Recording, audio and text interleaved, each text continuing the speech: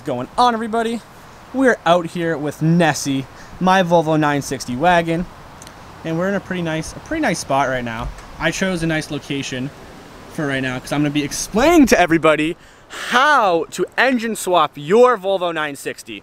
Now, I've gotten comments, I've gotten DMs, people have had questions, so I'm going to do my best right now to explain to you guys how to engine swap your 960, the main points that you need to know. But if I don't cover anything, or if you want to see, want me to talk about something more specifically, make sure to leave a comment. Oh God, my hood went down.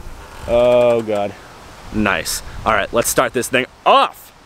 For anybody watching this video and wondering if it is for you, now it'll work. This engine swap tutorial will help you out if your car is from 98, my bad, from 95 to 98. That is the generation of Volvo 960 that we are working with. Mine is a 98, and a fun fact for you, this generation, the Volvo 960, is the last year that Volvo produced rear-wheel drive cars. So we're keeping alive the bricks, we're keeping the Swede trash alive, guys. Like, it's pretty cool. So, for anybody watching this, I like you. Alright, now we can hop into the little stuff.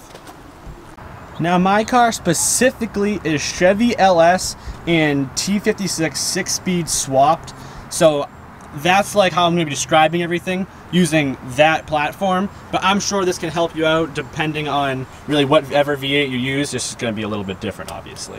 But I'm going to try to explain this as best as I can, like I said, and I'm just going to try to go forwards to the back of the car with everything important. Let's begin. Starting up here with our radiator, I used the stock radiator. I got a new one though, so it wasn't all gunked up or dirty. And I used the stock Volvo radiator fan and shroud. Right now I literally have it to a dummy switch like a dingus. That'll turn my fans on. It's worked for now. I haven't not passed tech at any drift event yet. They've let me pass with that, so it's fine. But with our engine here, the LS is completely run by its own PCM. The PCM is under this plate I made here. This is the LS fuse box. And then this right here is a wireless Bluetooth adapter that goes to my phone that I can see all my temperatures, my RPMs, everything vital on my phone in the car with my Bluetooth adapter there. This is the harness, the wiring harness that came out of the truck, and I just spliced it and cut it and did what I needed to do with it. You can buy a patch harness that will look much neater, but I just use this for now. Now I'm going to explain to you guys the crucial things needed to get your beefy LS to fit in your Volvo wagon.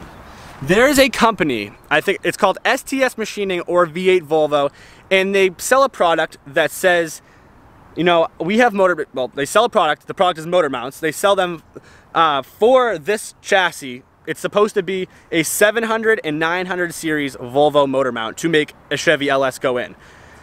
That may be the case for like maybe a Volvo 940 or a Volvo, not the 95 to 98 Volvo wagon. This is the last year, the last suspension, the last platform they ever made, and their kit does not work. Does not work.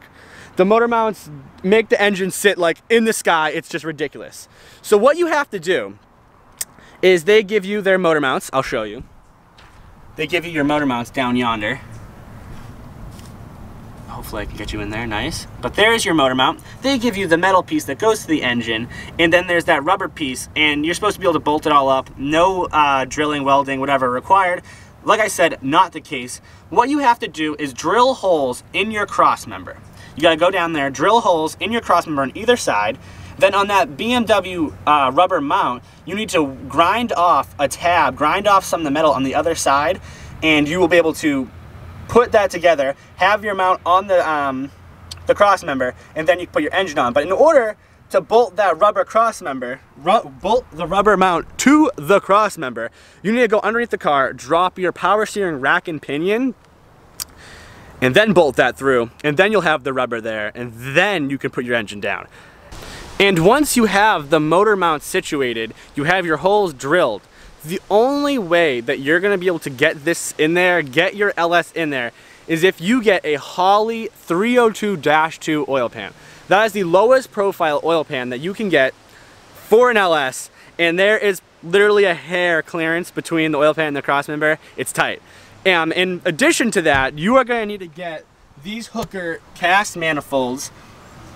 They are manifolds that are pretty much the tightest manifolds hugging the engine. They are the tightest huggers that you can get. That sounds really weird. The tightest hugging manifolds you can get. They are very close to the steering rack, steering shaft, and very close to the frame. So if you can somehow fit anything else in there, like a header or anything, you're pretty cool. Now that is how to get your Chevy LS sitting in your Volvo. It will be, your engine will be able to sit in there all happy, feel good if you have all those parts. You are also going to need, if you want to get your hood shut though, definitely a car intake, no big truck intakes, none of that. And I am using all LS1 style front drive accessories, no truck stuff. You can probably find a different orientation, like different pulleys on different sides if you'd like, but it cannot be a truck style. It cannot have any high pulleys because you will hit your hood. Moving towards the rear of the car to the transmission, we'll start at the very front of the transmission. You are most likely going to have to massage your firewall. You're definitely going to have to massage your firewall. I did a decent amount of hammering down there, but I did not take any interior out. I'll show you what it looks like factory. No interior came out, but I did have to beat my firewall a little bit, and I did cut some of the tabs off of the T56 off. There's little casting tabs they had put on there when they made it, and I had to cut some of those off to get it to sit up against the floor, because I didn't want it on the floor, I didn't want it vibrating, so I had to cut some stuff off. And you will too. Inside of the transmission, there is a completely stock flywheel and clutch. Nothing fancy, just a stock clutch, stock flywheel. For the transmission crossmember underneath the car, I just used the stock Volvo automatic transmission crossmember, and I modified it to make it work. If anybody has any questions and really wants to see deeper into that, I can get under there and show you. Just leave a comment. Now I'm going to kind of explain something that's a little bit opinion-based, but here's my reasoning for it. Anybody doing this engine swap, LS swap, I highly recommend using the T56 for multiple reasons. One, you don't want to put a T5 in this thing and blow it up instantly. That's just dumb in general. But the main reason you don't want to do that is because in order to do this swap, the huge thing that will prevent you from getting this car running and driving is the drive shaft. This car has a two-piece drive shaft, and it actually goes through the gas tank. The gas tank goes around the drive shaft. So if you mess this up, if you do something half-assed, you're playing with your life. Like, in all seriousness, I mean, if your drive shaft goes through your gas tank, that's bad time. Nessie would be on fire. So, what I'm getting at is that you have to have a custom drive shaft made, and you really don't want to put a T5 in there or a different lesser transmission that you're like, I'm just gonna try it. Blow that transmission up and realize, shit, I can't run this, and then you have to have a completely new $1,000 drive shaft made, and you're just super bummed out. So make sure you don't do that, please. Please, pick the T56 the first time, don't mess it up, don't, I heard dogs barking, I got scared. I'm not scared, I'm gonna get jumped out here. I'm in the woods.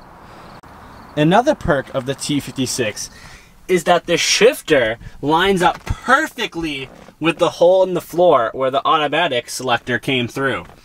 It looks like it was meant to be there. It is absolutely perfect. I did originally, when I was building this, I had a T5 transmission that I got for $75, and I thought about all that stuff that I just described to you, and that's how I got to this conclusion. But the T5 was way forward. I was under the console, so that's another huge reason. Like I said a second ago, the drive shaft does go through the gas tank. So what I had made, custom drive shaft wise, is a drive shaft that had a 3-inch diameter front tube. The front tube of the drive shaft was 3 inches, and then it goes to a big center bearing. They beefed up the center bearing as well, and then they used a thick wall 2.5-inch drive shaft that went through the gas tank, because I used the 3-inch, it would have been too big. So I went from a 3 to a 2.5. The 2.5 connects to the rear diff. That's a perfect segue. Brings me to the rear end of the car. But that is what you're going to need to do with your drive shaft, at least. That's at least what I did to make a strong drive shaft that works for the application. we are finally at the rear end of the car. And the things to be concerned of, the things that I think of to be concerned of whenever you're putting power to a car is your drive axles and your differential. That's really the only things back there, but that's literally the two things back there left for power to be put through besides the tires. We've covered the engine, that makes our power. We got that thing in there secure. We have our transmission all bolted in there good. We have our stock clutch, we have our clutch pedal all nice, in the good location. We have our crossmember made custom. Then we have our drive shaft made that is all custom, and we designed that to hold the power. So everything from the front end to the rear end is good. And now we are left with the differential and our axles. Now I ran this car when I first swapped it. My car is an LSD, was an LSD from factory. I ran it like that for quite some time. I actually brought it to a drift event with it all stock like that, with no rear end stuff, just the LSD, not even checking the gear oil. To be completely honest, I didn't even check the gear oil, I just ran it. These have a intricate IRS in the back, so it's a little bit tricky. It's actually really cool and easy. There's a whole video of me dropping the IRS if you want to see that. I already did that, that's really cool. But what I'm getting at is you can run it. You can do it. It will handle the power. My car currently has a welded diff, and even with the welded diff though, these stock axles have not given me a problem. No breakage. So the rear end of this car, pretty solid. So we pretty much covered the whole drive line of this car and how to make it pretty bulletproof. This car has been to drift events, a lot of street skids, and has not given me a singular problem, and we have not broken any parts. So this setup right now is really good, and I could not ask it to perform any better. For the longest time, I had my car on stock suspension, completely stock coilover, stock rear shocks. It was a boat, but it doesn't matter. It didn't hinder, you know, the operating. Maybe it was harder for me to drift, but she still messed it up. If you look at the videos, you know she slides. It is now on coilovers, classic Swede. There's a link in the description when I put his coilovers in, because there's a video of me putting coilovers in this beast, if you have any interest in that too. But yeah, that was a lot to cover, guys. I hope this little talk-through tutorial on how to engine swap your Volvo could help you out. Following these steps and putting the engine this method will pretty much give you a completely ridiculous sleeper car. The only way to tell that this is engine swapped is with the hood open. I do have a big Hurst shifter on there, but that's just preference. This car does have an exhaust dump, so it goes from super quiet to super loud, which is awesome. But I'm not gonna ramble anymore, talk about anything else for now. You probably heard enough of me for now. Please leave a comment if there's anything else you want me to cover on the topic. Please smash that like button. And if you are subscribed, hit the bell button. You wanna get notified.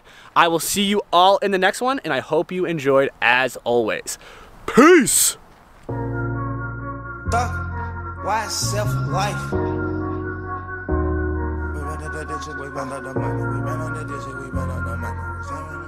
We got London on the track.